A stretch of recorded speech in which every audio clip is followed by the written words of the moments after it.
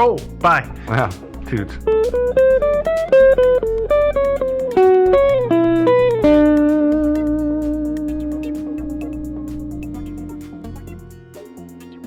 Thinking Sideways is not brought to you by requests for clapping. Instead, it's brought to you by Thinking Sideways. We are going to meet up with you guys on October 14th, 2017 for, well, guess what? A meetup. That's why we're meeting up with you, huh? And so the time and the place have yet to be determined, but keep an eye on social media. We'll be announcing it there. So, stay tuned.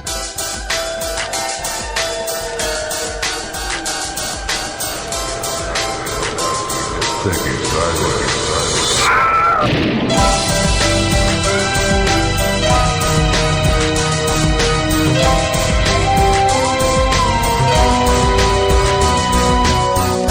Well, hey there, and welcome again to another episode of Thinking Sideways. I am Steve, as usual, joined by... Devin. And Joe. And once again, we have a mystery for you. Dun, dun, dun. This week, we're going to talk about the supposed suicide of Rebecca Zahau, or at least primarily that's what we're going to talk about. There's some other things that are tied in the story that we'll cover. Before I forget, though, this story is a listener suggestion. So it was suggested by at least the people that I saw on the list, which were Diane, Rebecca, and Andy. Three's usually about as long as we go on our list before we just so for all stop. the rest of you, sorry. Sorry. Yeah. So I said that primarily we're going to be talking about Rebecca Zahau. The reason that I said that is that we're also going to be talking about the death of 6-year-old Max Shacknai. So quick little ear warning, this story is going to be dealing with suicide, the death of a 6-year-old boy, and there may be some other graphic conversation in there. So if you've got little ones around, or if that content is not okay for you, this is one to pause or skip for later. I would skip. I wouldn't. Or turn the volume way up. I don't know. Yeah. No, well, if it skeeves you out, don't listen to it. Yeah. Alrighty, here we go. Story takes place in 2011 between the 11th and 13th of July. At the time, 32-year-old Rebecca Zahau was living with her boyfriend, Jonah Shacknai, and they were living in his home, which was the Spreckles Mansion, which is in Coronado, California. Which apparently is an expensive area. It is, yeah. If people know the area, that will give you an income or an idea of his income and the value of his home. But for those of you who don't know, Coronado is a high-priced island just off of San Diego. Yeah, it's what forms San Diego Harbor. Yeah, it's actually more of a peninsula, but everybody calls it an island, so it's island it is. It's fancier to call it an island than it is to say, I live in the peninsula. It's so much fancier to be like, I live on this exclusive island over Exactly, here. and it makes the lots worth 50% more. Yeah. If and also if you, probably everybody has seen pictures of the Coronado Hotel, which is the big landmark. It's a huge...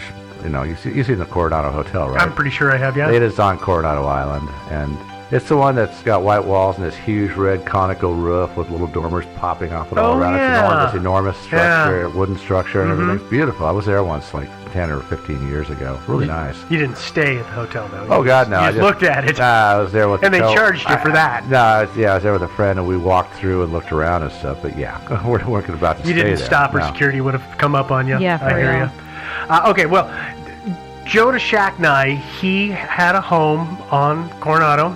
It was actually the Spreckles Mansion. That was actually kind of his vacation home. It wasn't his primary residence. Apparently has too much money. Yeah, well, okay, so here's an idea. This mansion at the time was valued at $12 million, which wasn't that big of a deal for him because Jonah Shacknai at the time was the CEO of Medicis Pharmaceuticals. I think that's how you pronounce it. Maybe. But he was pulling in $8 million annually at the time as a salary, so this was an affordable home for him. Probably besides the salary, probably getting a boatload of like stocks and stuff like that to boot. Awesome. Oh yeah. Yeah. Oh yeah.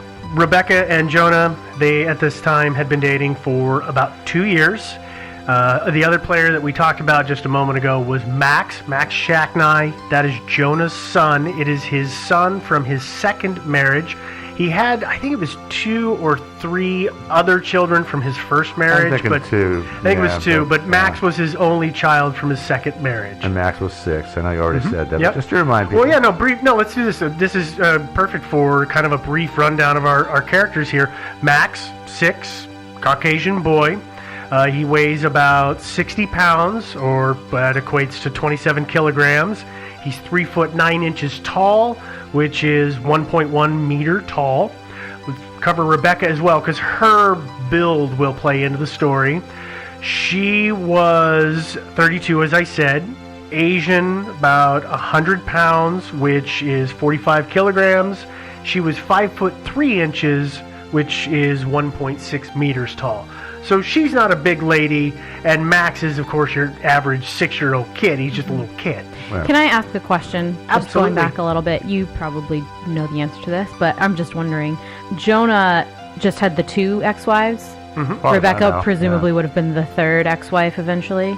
Probably. If they had gotten married, then that would be that would make her in line to be the 3rd ex-wife. I figured that was the case, but I just for some reason only wanted 2 to clarify. marriages. Okay. Apparently, only 2. Only 2. Well, apparently he had mentioned to some people that he could see the relationship going to a point where he and Rebecca would get married, but that's just conversation. There's hardly anything official about it. Totally. Not like they were engaged or anything. Okay. Nope. And then she went and died. So what are you gonna do? Well, yeah. So Got to find another ex-wife. let's start on the 11th of July. Rebecca is at home with both Max and also her younger sister who was visiting. Her sister's name is Xena. Xena was 13 at the time. Rebecca said that she was in the bathroom when she heard a loud crashing noise, and she came out to see what it was. What it was Max. He'd been on the 2nd floor, and he had somehow gone over the railing of the stairs and had fallen down to the 1st floor. Xena calls 911 while Rebecca tries to help Max. She doesn't really know what to do, but she's trying. She reportedly said that he said one word, which was the dog's name, Ocean. Or the street name the house was on. Could be. Or that large body of water right across the So street. he said Ocean. He did say Ocean, He though. said Ocean. What he was referring to specifically, we do not know, because he then lost Well, he consciousness could have said, oh, and he something. never regained it again. yeah. Sadly for Max, he would, they rushed him to the hospital. This is the 11th. He would linger on for 5 days total, but he would pass away on the 16th after being officially declared brain dead. They turned off the machines. So there's a lot of questions surrounding Max's death, and we need to dive into that just a little bit more, just to explain it a little more, because according to a lot of the official stuff, it's a major player in Rebecca's death. Great. Well, some people think it is. Yeah, some people say that. The official people say that, actually. Well, the conspiracy theorists say it too. Well, some of them. A lot of them do. Okay, let's start with the scene of the accident. The scene of the accident was for Max was in an interior stairway, and it's one of those stairways where it goes up for half a flight. It took a 90-degree left-hand turn. There's a landing, and then it makes another 90-degree turn and goes up and continues. Up the wall, right? Yep. So walls on one side, banister on the other? Mm-hmm. Okay. Yep, and it Big opening wraps in up. the middle. Yep, and it leaves a cavity in the space. In around it. Now, the stairs, when they came up to the top, the balcony, or the handrail, the guardrail, continued to a wall that was several feet past the top of the stairs, so the hallway opened out into that open space, which, is pretty, and people like that, because then you can look down. And you can hang a giant chandelier in the middle, and it goes down 2 stories, and it's beautiful. Well, then they did have a giant Of course chandelier, they did, because they were rich people in the early 2000s, Yes. early 2-aughts. Yeah, although interestingly, if you look at, I saw a bunch of pictures of the inside of the mansion, and it actually is not that splendorous. It's actually, the rooms are a little larger and the finishes are a little nicer, but really, it's really funny. It wasn't that fantastic, but it has been redone, because I found photos from when it was up for sale again, and they've come through, they've stripped the carpet, they've redone a bunch of stuff. This entire story. Probably. Maybe that's part of it. I'll get all the blood stains out. Yeah, because I was confused when I found the photos. I was like, no, that was carpeted. Oh, they redid that. Okay, never mind. Yeah, carpet's out of style, dude. Yep, totally out of style. So there is the railing at the top, and the whole thing is carpeted, as we're just talking about. Second floor and the 1st floor and the stairs and the surrounding landing at the bottom of the stairs. It's wall-to-wall carpeting at this point. So what happens is Max is on the second floor and he's riding his Razor scooter around. I know Devin knows what these things are. Do you know what a Razor scooter is, Joe? I assume it's really sharp. Actually, they are. Yeah, it's close. We hit them the right way. It's a Razor scooter it's basically like a sheet of aluminum or a bar of aluminum with wheels on both ends and then a little handlebar on top. Yeah, so I've seen those. Yeah, yeah, you have. I've seen tons of them. Yeah. Yes. Okay, so he's riding one of those around on the second floor. And he decided to just ride it on the top of the railing like you saw Evel Knievel or somebody like that do. Well, that's one of the things we don't know what happened, because some people say, well, maybe he was riding so fast that he hit the railing and he flipped over the railing, and that's how he fell down to the first floor. How tall are the 3 foot typically is what a... So he's 9 inches taller than... There's a problem. Okay. Plus, it's carpeted. It's hard to get going fast on carpet. And this carpet in this house looked like it was pretty good pile. And it's all carpet, like the bedrooms are carpeted too? Everything looked like it was carpeted from the images that I found. So him being able to get up enough speed on carpet is questionable. But as you said, he's a little too short to have his center of gravity to be able to push him over. People have said, well, maybe he was running down the stairs and the dog came and knocked him over, and so that gave him extra lift, which, again, same problem. That dog really would have had to give him a serious push to shove him up over the railing. That doesn't work for me. Yeah, but if he was, he's 6 years old, and kids that age, I'm not saying that Max was especially stupid, but kids that age do stupid stuff. It's called being a kid. Yeah. Sorry, go ahead. No, I mean, like, just trying to, like, I'm going to tightrope walk on the, on the banister or something like that, or slide down it, or God knows what, How big was the dog? What kind of dog was it? It was a medium-sized dog. Like it wasn't... I don't remember what breed the dog was. So okay. I know it's a medium-sized dog, but the point is... well, I was going to say, one thing I know I've seen kids do on more tolerant dogs, 6 would be a little old for this, but maybe still, is Ride that we'll stand on them when they're like laying. Oh. And then if you were like laying... Or you were like, I'm going to step on the dog, and you held the banister and the dog was laying against the banister and it got up while you were standing on it, you could that totally would give you an upward thrust. It'd give you a nice upward thrust. You're already, half your body probably when you're 3 feet, right? Mm-hmm. You've got another foot, maybe. Yeah, it's not too far. Up, so your center of gravity is pretty close to the top of the banister anyway. Yeah. That would be something that I would think. I mean, I don't know. I'm actually inclined to think that it's more along the lines of something like what Joe was saying, is that Max was playing on the banister or trying to slide down it like Evel Knievel, as Joe said. Or just trying to balance on it. Or even just reaching over and screwing around and for some reason trying to get the chandelier. Yeah. Maybe he thought he would try to like leap across like you see it in the movies where they grab it and swing by it and swing to the other side. Totally. Yeah. Or I kind of like this version where he's kind of leaning over as far as he can because he just wants to see if he can reach the chandelier, and then the dog comes up behind him and just deliberately pushes him over. Yeah. That's what you get for standing on me. They usually do that. Yeah. Well, but so did the scooter go? Why did they think he was playing on top of his leg? Oh, yeah. The Razor scooter would end up on the floor, on the first floor with Max. So there's a lot of questions. Some people actually say that Max was assaulted and basically thrown over the railing, and this is the deep conspiracy the theories. Conspiracist is the word I was trying to say, but apparently couldn't spit out. But they say, well, Max sustained a bunch of injuries, and those injuries were overlooked because of the injuries he sustained in the fall, and so subsequent recovery and attempt to. He didn't recover. Well, I mean, in recovery in the hospital, yeah. Or like, again, it's one of those things, right? Where like, if she was trying to do CPR, or even the first responders tried to do process, any kind of the rescue process, because that'll break some stuff. Yeah, that will break stuff. So not a good idea to touch them when that's the deep theory side. Is they're basically saying that Max was murdered, but what we do know is, as we said, he went over the railing, he fell, and in the process of his fall, he somehow took the chandelier with him, because the chandelier would come down. He would fall from the second story, and he would hit the railing that goes up from the first floor's stairs. Because remember I said it goes up for half of a flight? He fell far enough over that he hit the handrail and literally bounced off of it. Wow, he must have had some He had some inertia to get all the way across. I kind of feel like the fact that he brought the chandelier down with him kind of supports my theory that he was actually leaping to grab the chandelier and swing from it. But what? Yeah. But why did his razor come with him? That's the part I can't figure out. I don't know. Yeah, I don't know, but all I know is that in that fall he hits that, and he gets a whole bunch of marks on his back. Surprise! From hitting the railing. Those are the ones that people say, well, that's from the assault, supposedly. But what does happen is that he bounces off that second railing, and he hits the first floor, and he lands face first. And it severs his spinal cord. And subsequently, that's what killed him. You know, his functions. He didn't have oxygen for like 20-some minutes because he stopped breathing.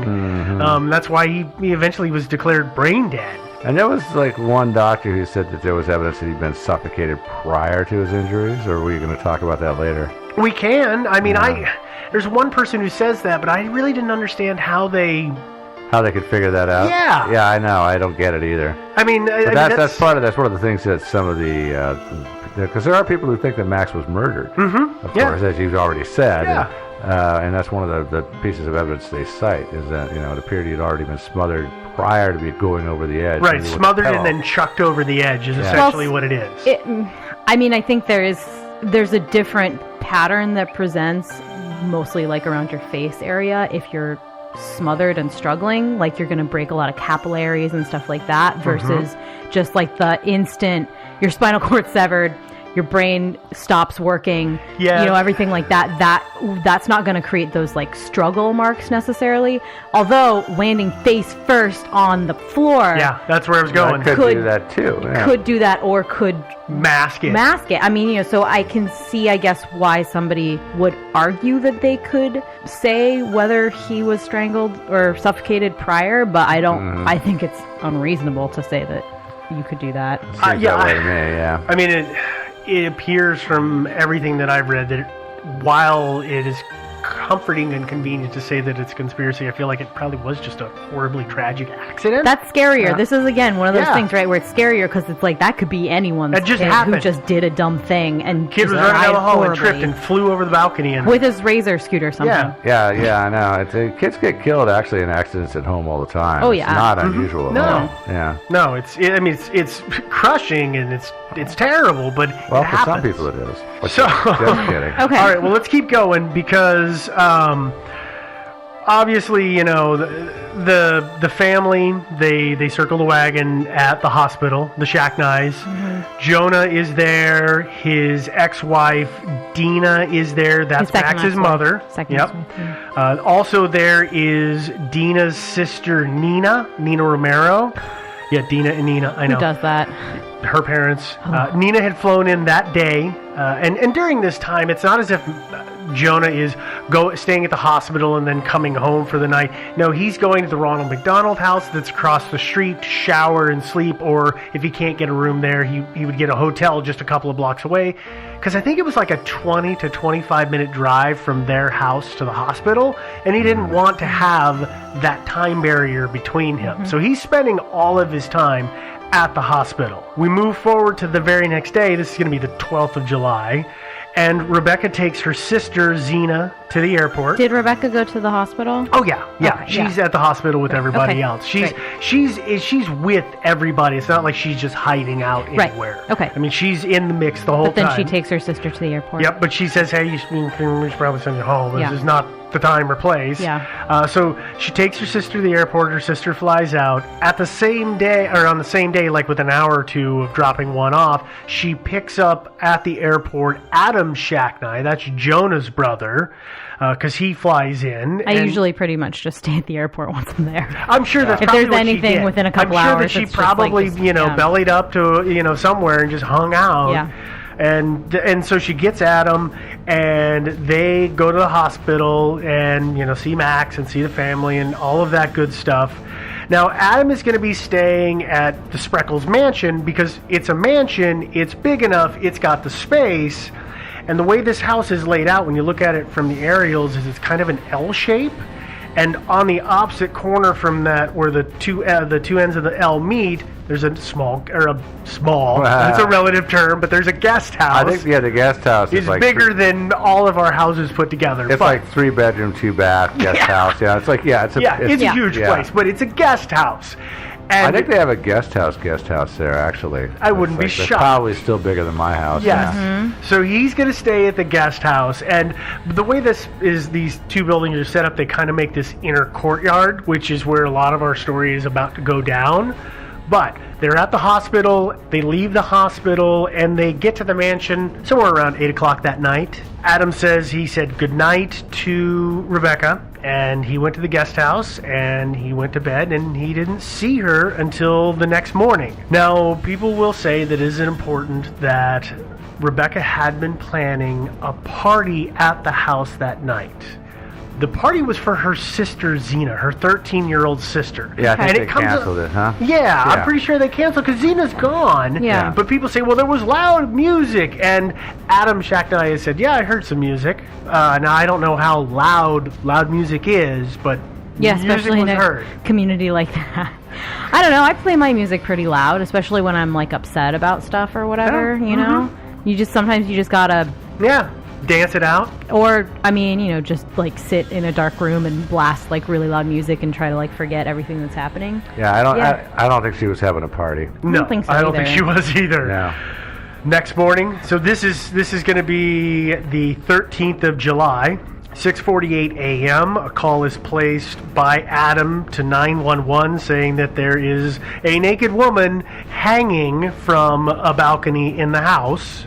That, of course, is Rebecca. Did he just ID her? Yeah, he just immediately said it's a naked woman, or he No, said, "Oh my God, my sister." That's the way I wrote it. Okay. You're trying to be coy. I'm trying to describe the Okay. scenario. Okay. Rebecca was hanging from a second-story balcony in that inner courtyard space, and she was naked. It's 6:48. Adam calls 911. He then goes and grabs a table, and he drags like a lawn table, drags it out, goes and gets a knife and cuts her down. And he does some things that maybe he shouldn't have, but it's understandable in the time and the place. Oh yeah, I would do exactly the same thing he did. He pulls the noose in the shirt wrapped around her throat away to look for a pulse. He does the same thing to the ropes on her hands. Now, did he untie the ropes or just push them away? He moved them around, Say he pushing them untied them. apart Yeah. to try and to find a pulse. Okay, I feel like you need to pause here because Because you heard me right. Yeah. Yeah. ropes around her wrists, Yeah, but she's a suicide. Yeah, so she's Okay. she's tied up. So let me describe talk about the scene. this. Because Yeah. this is the thing about this story that is the WTF moment for everybody when they read about it. Like what? That Yeah. doesn't make any sense. Okay. Oh, and by the way, before you go any further, you can. It is online. You can find Adam Shacknai's 911 call, the recording of it. Have you guys listened to it? Yeah, I listened Yeah. to it once. No, Yeah, I don't listen to 911 calls. Oh, you like don't? as a practice. Yeah, I Okay. can't. I also watched his interview with the cops. I mean, the guy's he's kind of a weird dude. Yeah. So for our listeners who can't just like randomly pull up a 911 call, Yeah. do we want to talk about it after you describe the scene or now? No, let's just keep going. Okay. I mean, the 911 call isn't all that pertinent. I don't Okay. feel. Do you, Joe? No. It's just for me. It was kind of remarkable. He calls in and said, "I found her. She's hanging. Somebody's hanging by hung herself. I don't know if she's alive or dead." And he said, "Sir, what is your address?" He's going, "I don't know." And actually, I could see where he might not know. Oh, yeah, I it's his wouldn't brother's know. house? No. Yeah, and then he's going like, "Well, can you at least get an ambulance going now?" And she's like, "Sir, I can't help you until I have your address." And he's like all going off, and this goes on for a couple of minutes. He's like, you can hear him hopping and puffing and moving around. He's like probably running Looking around to for the front of the mail. house, looking And like panicking. looking for mail, looking for the maybe the numbers on the front of the house, whatever. It takes him several minutes to find the house number, and he keeps and he occasionally says something like, "Can't you like stand an ambulance now and I'll give you the number later?" "No, sir, I have to have your address, sir." Which totally makes sense. It does on the one hand, but on the other hand, it's like If he had said, "I'm on Coronado Island," at least that would have given them a start. Well, no, I think he knew the street. He knew it was Coronado. It was like Ocean Street. Oh, I He knew see what that. you're He just getting didn't know at, the yeah. number, and so it's kind of frustrating. Eventually, he gives her the number. It's like, okay, now, and then she says, "Okay, sir, I'm transferring you to the fire department now," and so she transfers him, and then And then the next person, it's like, oh, okay, sir, now can you tell me your address? And I'm seriously, I love bureaucracy. After all this time, it's like, why didn't you transfer me? You didn't need the address. I guess I must have glazed over and not have applied the importance of the humor importance of it that you did, because I was like, hey, call 911, it wasn't that big of a deal. No, but now that you've retold it, I get it. Yeah, I can see why you wouldn't listen to the whole thing, because it's mostly 90% just him huffing and puffing as he's running around trying to figure out what his address and is. Panicking. Yeah, probably panicking. He clearly stated, right? I mean, it sounds like he said, like, I don't know if she's alive or dead. Yeah. Like, he's probably, like, freaking out, panicking, like, maybe she's alive. I should be helping her, but I can't get the ambulance here until I have the GD number. And I can see why. And he kept his cool. He wasn't screaming at her or anything. Oh, God, I would have been. I would have been. Really right. Okay, sorry. So let's get back to Rebecca and the stuff we were talking about. Okay. So her body is hanging, like I said, from a balcony on the second story. The rope is, and it's facing into that inner courtyard. And is it there are so many different kind of balconies. Like my parents have a balcony with like wood. Okay, no. It's kind of a. Is it like a concrete one? It's a platform. It's got tile on it on the top. It's concrete. And it's probably concrete. It's probably concrete, and it's got a metal railing. It's kind of got the not the vertical bars. Wrought iron. Yes, scroll work is what I was going to say. But it's wrought iron. But okay. Yeah. So it's that kind of thing. So it's gonna hold up the weight. Yeah. Ugh. So like I said, she's hanging from the second story. The rope that is used to hang Rebecca, presumably she is the one who did this. She tied it off to the leg of the bed that was in that guest bedroom that the balcony looked off of. We know that she... Okay, so wait, no. Okay, so she tied it there, and then it goes up and over the railing. This is an important part. So it kind of goes up at an angle and then straight back down. Right, it would have to. It would have to. Yep. Well, I mean, technically she could have run it flat on the ground, but that would have been went over the difficult. top of the railing. Yeah. Right. Yeah. So we know, though, that she did it this way because when the bed itself had originally been flat against the wall, but when responders got there, it was not. It was actually moved forward. It had been moved forward about 7.5 inches, which is 19 centimeters, and that is presumably from the force of the body hitting the end of the rope. Yep. Well, it makes sense. We know the original position of the bed because it was deeper pile. Again, this house, great pile in this carpet. Great for a crime scene. It left deep the bed left a deep impression in the carpet, so it's very easy to see. I saw a photo of that, Yeah, to see where it was. And there's been recreations of this, and we'll talk about the recreations, but they have put the weight of that bed at about 300 pounds. And she weighed 100 pounds? She weighed 100 pounds. Okay. And that'll become important later on when we talk about some of the theory stuff. All right, so her body. Rebecca had a long sleeve shirt wrapped around her neck. I'll be honest here, I'm not sure if the shirt was put on before or after the noose. I think it was after. Yeah, me too. I think that was the impression I got. And so what happens is she takes a long sleeve shirt, and if you think about this if you put the shirt behind you and you've got the sleeves coming in front of your neck, she then wraps them back around her neck, so she makes a kind of a loop series, and then takes what would be the cuff tails of that shirt, ties them in a knot, and sticks that knot in her mouth as a gag. I love you describing this like she did it herself. Continue. Well, I know. It's the only way to do it. I know. It's just... He's presenting it as a suicide, although other people think it was not. I don't know it is, but I don't know how else to describe this. No, I think it's perfect, yeah. Okay. Sorry, was she wearing other clothes? No, naked. No, she didn't have a stitch of clothing on her. Except for a long sleeve shirt. I guess she was wearing something now you think about it. Yeah. She was actually wearing a piece of rope, too. Yeah. A couple pieces.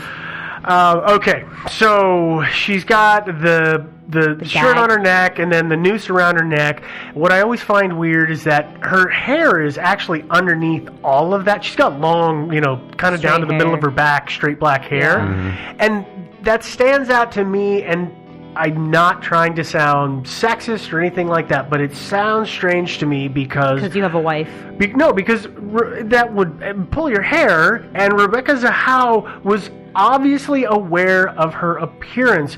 She's a pretty lady. She's well put together. She works out. She dresses to it. She knows the power of her looks, and she's working it. So it seems like a weirld thing that you would disregard that. I don't think that's weird at all, though, because at that point she's committing suicide. She doesn't care about that stuff.